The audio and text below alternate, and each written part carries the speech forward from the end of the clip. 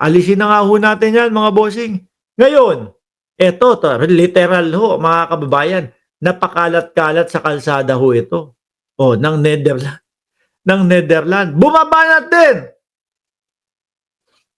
Oh, naging hip-hop na si Roque.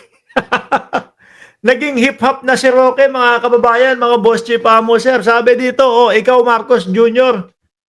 ay maaalala ng Pilipino sa tatlong bagay: budol, hudas, bangag. Roque, ito real talk. Malamang maalala si Pangulong Bongbong Marcos. Sa panahon ni Bongbong Marcos, ayun, doon nakulong si Duterte. Sa panahon ni Bongbong Marcos, ayun, yung di umano na nanggahasa ng kabataan ay naoblo. Yung mga multi-millionaire, yung mga naglalakihan ng pera sa bangko, hindi inurungan ng gobyerno ni Marcos. Doon tingin ko, mas maaalala, Roque. Sa panahon ni Bongbong Marcos, nagtago si Roque. Sa panahon ni Bongbong Marcos, makukulong din si Roque. Sa panahon ni Bongbong Marcos, nako, naglinis ng tubo si Roque sa loob ng kulong. Oh, yan na naman kayo. Kung ano-ano na naman ang iniisip ninyo, ibang tubo yung sinasabi ko. No? Totoong tubo, hindi yung etis. Hindi yun! Ha? Sa loob ng kulungan, madami pong mga kinakalawang na tubo. Oh. Yung mga preso po ang naglilinis doon, mga bossing. No? Yung mga preso po ang naglilinis. O anong tubo yung binabanggit ko? Sa ilalim po ng mga lababo. Di po ba? O. Sa panahon ng panunungkulan ni Bongbong Marcos, nahulog ang sabon ni Roque. Hindi. Sa panahon ni Pangulong Bongbong Marcos, sarado lahat ng pogo na nagpapahiya sa ating bayan. O, di po ba? At doon na nga po, nag-umpisa ang pagtatago ni Harry Roque. Biruin mo, di ba? Sarap ng buhay ni Roque dati. Spokesperson, no? Ng Pangulong Duterte. May pogo, etc., etc. Diyan nga din ho, mga kababayan, sa panahon ni Pangulong Bongbong Marcos nalaman natin na mahilig pala sa travel companion itong si Roque. Mas pinili pa yung si A.R. de la Serna kesa doon kay sa kanyang misis. Oh. Mas pinili pang magturok ng si de la Serna. Oy, kayo, wag niyong ko-comment. Wala ko sinabi ratbo ang ituturok, ha? Ang iniibig ko sabihin, si Roque, may sakit yan na diabetes daw, sabi niya. Oh, insulin po ang ituturok, ha? Yun po yung gusto ko sabihin sa inyo. Kayo kung ano-ano ang sinasabi niyo dyan, tuturukan na ratbo. Oh, di ba? Sa panahon ni Pangulong Bongbong Marcos, doon na-discover na si Roque at si de la Serna, merong joint bank account na ang tanging gumagawa lang daw po magjowa, magnanay, magtatay, mag-ate, magkuya, magkapatid. Oh, alin dun kaya si Roque at si de la Serna? May joint account, ano? Kaya itong sinasabi ni Roque na maaalala si Pangulong Bongbong Marcos dahil ng budol, Diyos ko naman. Lahat naman ng ipinangako at lahat naman ng pinangarap ng ating Pangulo para sa mamamayang Pilipino, unti-unti pong tinutupad. No? Yung mga nasabi niya nung panahon ng eleksyon, unti-unting tinutupad po mula pabahay, sa bigas, at kung ano-ano pa ho. O, di po ba? Paano mo masasabi na nambudol ang ating Pangulo? Hindi, malabo. Di ba? Kasi itong mga ito, itong kampo nila Roque, Maharlika, Sara Duterte, at mga DDS, mga bossing, laway-laway lang po.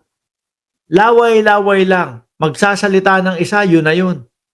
Huwag na nating sundan. Huwag nyo na akong hanapan ng ebidensya. Dahil wala akong ilalabas na ebidensya at 'pag hinanapan niyo ako ng ebidensya, naku, simple lang. Ang gagawin lang natin is titigil na kami, hindi na kami magsasalita. Sabi ni Maxip, withdrawal lang daw, A.R. de la Serna. Sa panahon ni Pangulong Bongbong Marcos, nagduda ang mamamayang Pilipino, bakla daw si Roque. Hindi, kasi Roque, pasensya ka na, ano? Kasi nung panahon talaga ni Pangulong Bongbong Marcos, doon namin nakita, yung gusto mong makakita ng topless, 'di ba? Na lalaki kapwa. Biruin mo kapwa natin lalaki, gusto mo makita ng nakahubad. Meron ka pang tignan natin kung maaano natin. Tignan natin kung mapapatopless natin si Ronel Yang. Oh. Napaduda tuloy ang sambayan ng Pilipino. Ano kaya si Roque? Bakit ganun? Ang hilig sa mga pogi, ang hilig doon sa mga macho. Oh. 'Di ba? Yung mga maaangas yung mga katawan, mga macho papi. Oh, sabi ni Shiro Kanchaki, Chupapi Munyanyo. Chupapi Munyanyo. Oh, sabi ni Jocelyn, para kami, no? Or ako, nabudol, akala ko magaling na leader si PRRD. Totoo. Mga bossing, biruin mo, yun talaga ang budol. Meron pa sinasabi, jet ski, jet ski, jet ski. 'Di ba? Magje-jet ski ako kapag ako ay nanalo ganito, tapos itatara ko ang bandila ng Pilipinas. Anak ng tinapa, ang gagawin lang pala sa atin sunod-sunuran lang po sa China. Di ba? Naghudas? Sino naman ang hinudas? O eto daw, hudas. Sino naman ang naghudas? Ang alam ko na naghudas sa inyo, kay dating Pangulong Duterte, si Xi Jinping. Oh, biruin mo, inalagaan ng dating Pangulong Duterte. Pagkahaba-haba po, sa loob ng kanyang pagkahaba-haba na 6 na taon na termino, nakaalaga siya kay Xi Jinping. Di ba? Tapos nung eto na, ako na ang may kailangan sa iyo. Biruin mo, maririnig natin, mababalitaan natin kay Larry Gadon, kay Sec Larry Gadon na si Duterte pumunta yan ng Hong Kong para humingi ng asylum sa China. Kaso, nalaman ng China na kumbaga, merong warrant para sa ICC na, ayun, tinanggihan na siya. O, yun ang tingin kong naghudas. Yung bangag, wala naman, hindi nyo naman napatunayan yan. Nagpapideya-pideya lik pa kayo. O, di ba? Sa pangunguna ni Batorni, ano nangyari? Doon sa Pideyalik ni Batorni, anak ng tinapa, di naubos yung pondo ng bayan, nasayang yung pondo ng bayan. Walang nangyari doon sa pondo ng bayan. Bakit po? Hindi ginamitan ng utak Hindi ginamitan ng utak. Kumbaga, may pansariling interest. Ano po ang update doon sa Pideyalik na yon? Wala. Di ba? Wala. Meron tayong mga ganyang senador, handa pong masayang, handa pong walang, kumbaga, yung perang ginagamit kahit na walang maging resultang maganda sa Pilipinas, okay lang. May ganyan po tayong mga senador. Ang tunay na bangag, sabi ni Kadugay, si Roque, wet po niya. Eto si Roque, nako, malapit-lapit na ho din to, mga kababayan.